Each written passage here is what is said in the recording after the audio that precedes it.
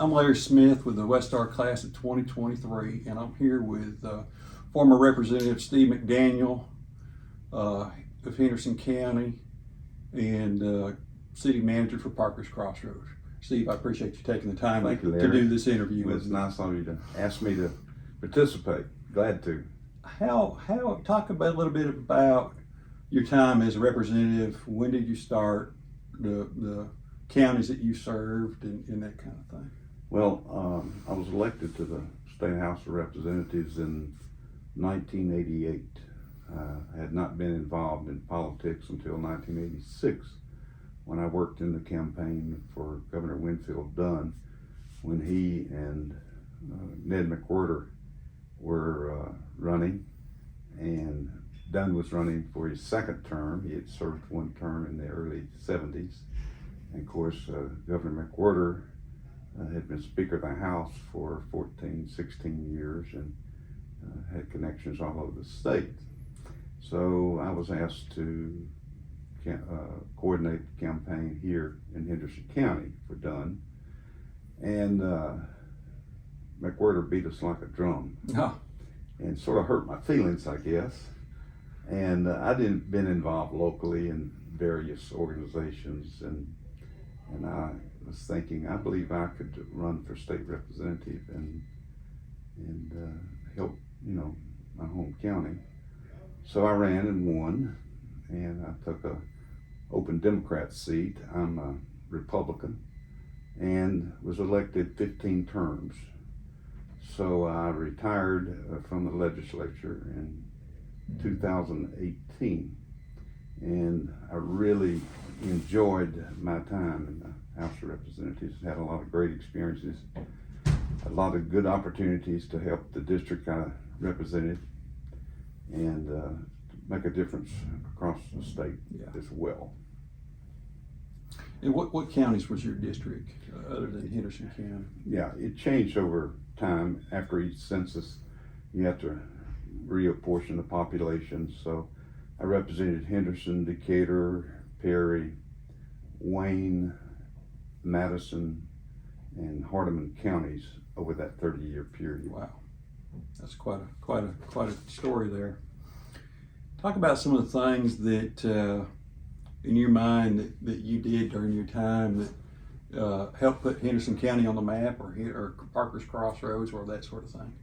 Well, of course, money's where most everything happens, and I was fortunate enough to get on the House Finance, Ways and Means Committee for 24 years of that 30, and served on the House Budget Subcommittee. That's where the House, puts together the state budget from its perspective, and of course we had a state senator and would work with the Senate, and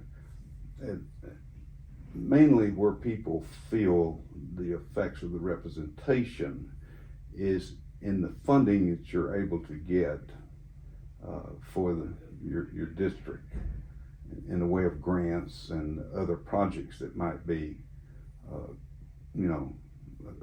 needed in the district. And I'll just focus on Henderson County. They wanted to build golf courses across the state, and I was in hopes with us having the biggest state park and the biggest state forest that being midway between Nashville and Memphis, we could get one of those golf courses. Well, politics, some people are more powerful than others. And at the time, I didn't have enough power to pull the golf course off. But you learn to work in a bipartisan way. And we were able to renovate the group lodges at Natchez Trace, the cabins on Cub Lake, expand Pin Oak Lodge in, the rooms and the restaurant, and build some cabins there on Pin Oak Lake, and build an RV campground, which is a very popular place as well on Pin Oak Lake. So that was one of the things. Then numerous grants to get fire trucks in Parker's Crossroads. We got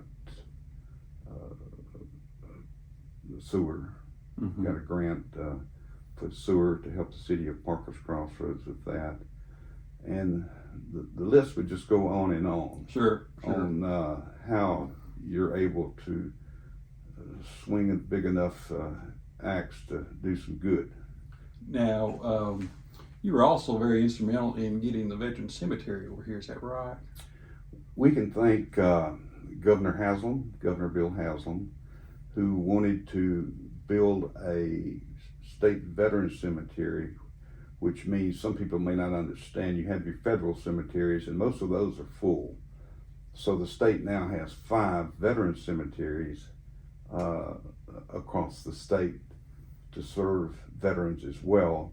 And the feds put money into, the state buys the property first of all, and then puts money in from the federal government to put the infrastructure into the site. And then the state operates the veteran cemetery henceforth. And we had community veterans in this region involved in that process. But it was Governor Haslam that deserves credit for pushing it through. But this is the first veteran cemetery to target veterans in rural areas of the state. And the targeted area for this cemetery here at Parker's Crossroads are 17 counties in West and Middle Tennessee. Okay. A veteran from anywhere can be buried there, but they targeted this area of the state. And it's, as I say, it's the only one in a rural area. You have them in Memphis, Nashville, 2 in Knoxville, and Chattanooga. Mm-hmm. Very good. Talk a little bit about your passion and what you've done here with restoration of the battlefield here at Parker's Crossroads. Well, we've done a great deal here. It's been a wonderful partnership with various organizations that has been able to make this come true. Yeah, I'm a real history buff. I love all history. And then I grew up here. My wife and I both are 7 generations in this part of the county, in South Carroll County. And when I was growing up, I would read the Tennessee historical marker for the Battle of Parker's Crossroads located here. And I couldn't understand what they were talking about. So I would read it frequently as I was growing up. And then I was able to, me and a cousin of mine found a cap-ball pistol when we were about 7 or 8 years old. Wow. And so I guess that at an early age that stimulated my interest. And for some reason, over a period of time, an interest kept up. And so when I was in college, I started doing research on the battle. I went to the University of Memphis, or Memphis State at the time, and they have a wonderful library there. And started getting the information I needed. And then met a fellow from Houston, Texas, who was interested in this, and he was doing a lot of research. And so this was in the early 80s that we began to nail down the information we needed.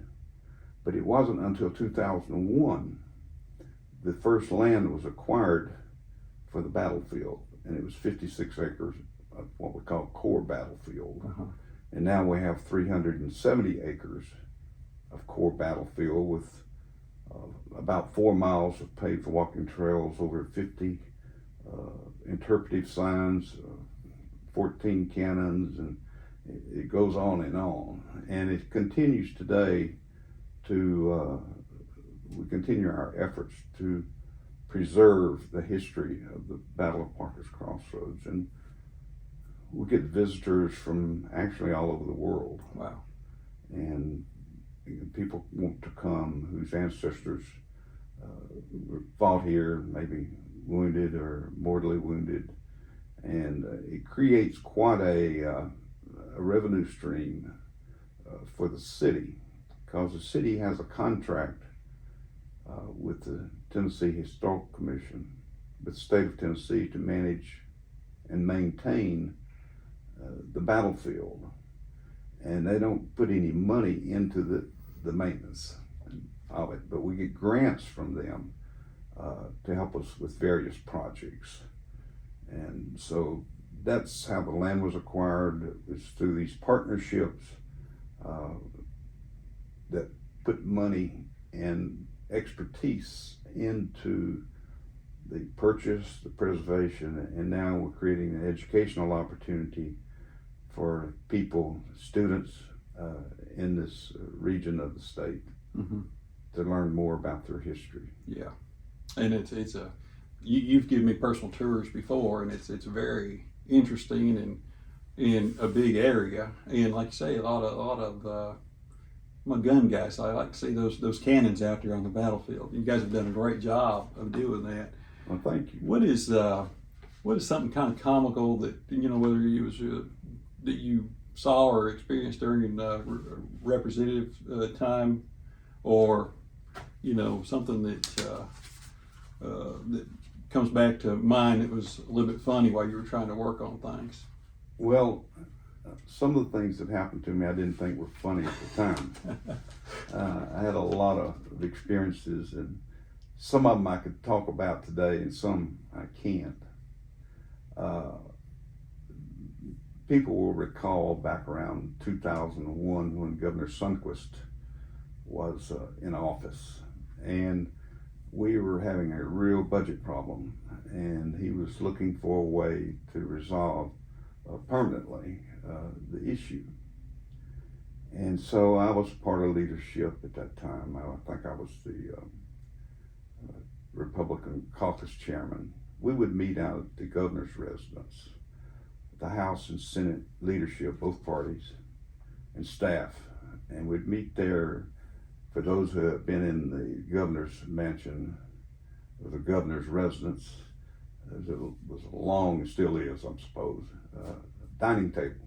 And so we were seated around that, and staff was standing around the walls. And we had met many, many times trying to come up with a plan. And so at that moment, the governor was pushing tax reform, which included a state income tax, which was not popular then. Right. Not popular today, but it will never happen now because in the state's constitution we put it in there that there could not be a state income tax.